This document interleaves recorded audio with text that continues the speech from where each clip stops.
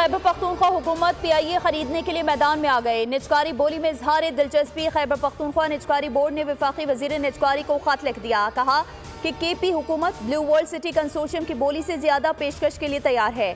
PIA कौमी airline है, असासे कौम के लिए अहमियत रखते हैं। PIA की अहमियत को मद्देनजर रखते हुए वजीर आला की हिदायत पर खत तहरीर किया।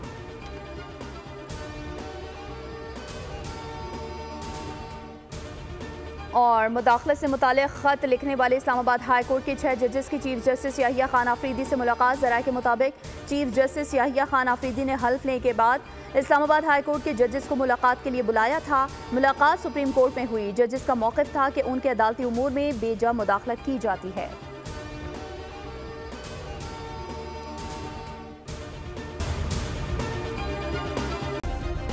सब्सक्राइब करें और बेल दबाएं ताकि कोई खबर रह न जाए।